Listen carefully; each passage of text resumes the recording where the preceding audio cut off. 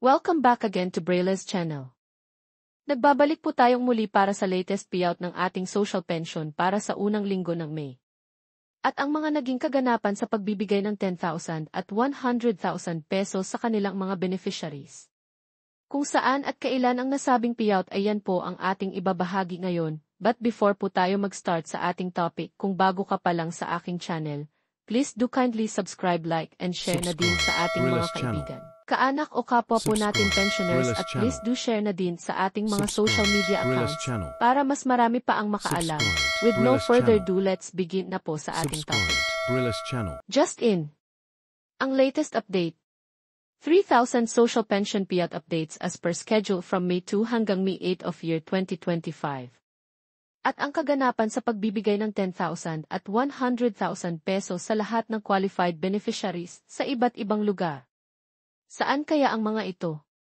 Ang buong detalye alamin. Narito na ang bagong payout schedule updates natin sa National Social Pension as of this date at ang mga naging kaganapan sa pagbibigay ng 10,000 at 100,000 pesos. Simulan po natin sa probinsya ng Siquijor.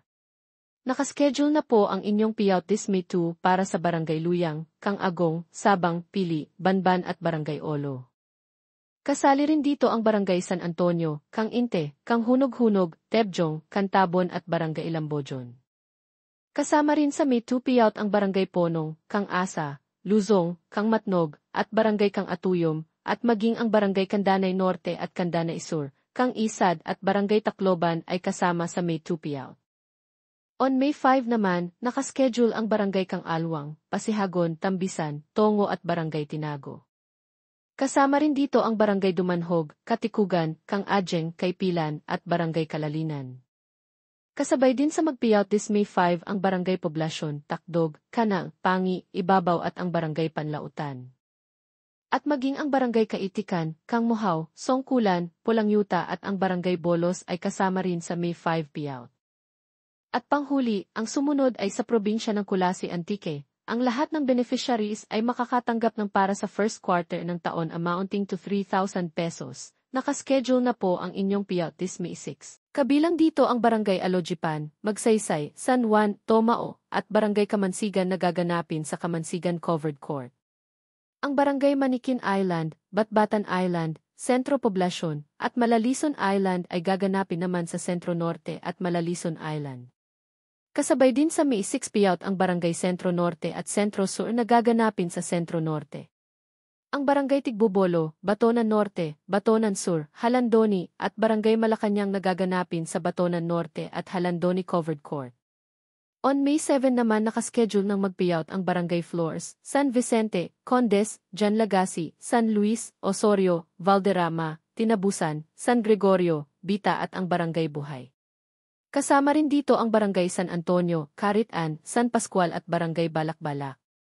Maging ang Barangay Buena Vista, Fi, Caridad, Lamputong, at Barangay Bagakay ay kasama sa May 7 payout. At panghuli on May 8 nakaschedule ng mag-payout ang Barangay Salde, Simbola, Paningayan, Bitadon Norte at Bitadon Sur na gaganapin sa Bitadon Sur Covered Gym. At ang Barangay Lipata, Esperanza, at ang Barangay Naba na gaganapin sa bawat barangay. Ang sumunod ay sa probinsya ng Barangay Tumaga, Zamboanga City. Nakaschedule na po ang inyong payout this May 6 na gaganapin sa Barangay Senior Citizen Center na mag-start ng 8 ng umaga. Next ay sa probinsya ng Barangay Santa Filomena, Iligan City. Nakaschedule na po ang inyong payout this May 6 na gaganapin sa Diega Quidlat Gym na mag-start ng 8 ng umaga.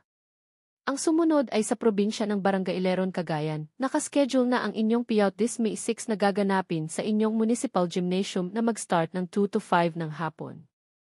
Next ay sa probinsya ng Barangay Minanga Este, Bugi, Cagayan. Nakaschedule na po ang inyong payout this May 7 na gaganapin sa inyong municipal gymnasium na mag-start ng 8 to 10:30 ng umaga. Next ay sa probinsya ng Barangay Amacion, Kidapawan City. Nakaschedule na po ang inyong payout this May 6 na gaganapin sa inyong Barangay Covered Court na mag-start ng 8 ng umaga.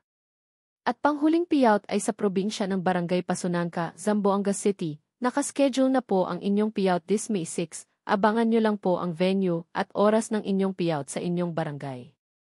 Samantala, narito naman ang mga naging kaganapan sa ginawang payout para sa pagbibigay ng tig 10,000 at 100,000 pesos sa lahat ng kanilang mga beneficiaries. Una narito ang probinsya ng Busuanga, Palawan. Alam niyo po ba na 10 octogenarian beneficiaries ang nakatanggap ng tig 10,000 pesos at 2 naman ang nakatanggap din ng tig 10,000 pesos para sa nonagenarian beneficiaries?